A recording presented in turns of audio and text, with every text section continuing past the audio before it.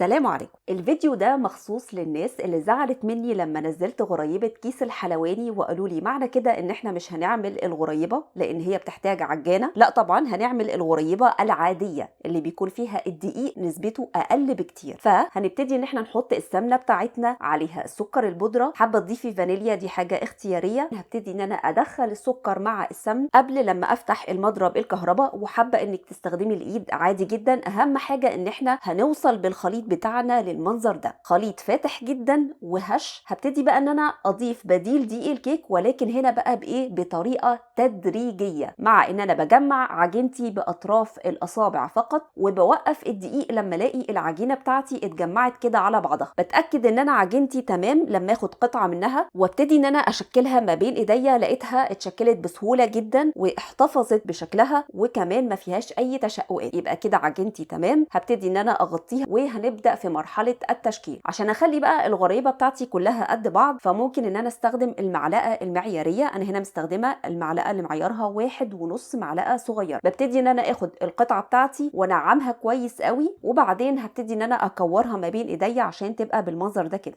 طبعا بسيب ما بين كل غريبه والتانيه مسافه عشان برضو لما هتكبر شويه في الفرن. والمفروض ان انا هنا هضغط على الغريبه. لو حضرتك زي كده هتضيفي اي حاجه فوق الغريبه سواء مكسرات زبيب اي حاجه، يبقى هنضغط واحنا بنضيف الحاجه دي. او لو مش هتضيفي حاجه برضو لازم تضغطي على الغريبه. شايفين بقى شكل العجينه عامل ازاي؟ اول عامل ياكد لك ان الغريبه بتاعتك هتبقى ناجحه يكون شكلها كده وهي لسه عجين ملساء، ما فيهاش اي تشققات، ما فيهاش غلطه بمعنى ادق. ودلوقتي بقى على الفرن المسخن مسبقا على 150 درجه مئويه، فرن هادي، لغايه لما تطلع بالمنظر اللي حضرتك شايفاه ده. لا شققت لا فرشت لا حصل فيها اي حاجه. طبعا اول لما بتطلع من الفرن بتكون بنفس اللون اللي دخلت بيه، وكمان طبعا هتكون بتصبع. وطبعا التصبيع ده علامه من علامات نجاح الغريبه، ولكن عشان نتفاداه حضرتك بتسيبي الغريبه يعني عده ساعات بقى مكانها في السيجون بتاعتها، او لو ما عندكيش بقى وقت يبقى دخليها التلاجة حوالي 5 دقايق مثلا كده، هتطلع بالمنظر ده. وبالصحه والهنا.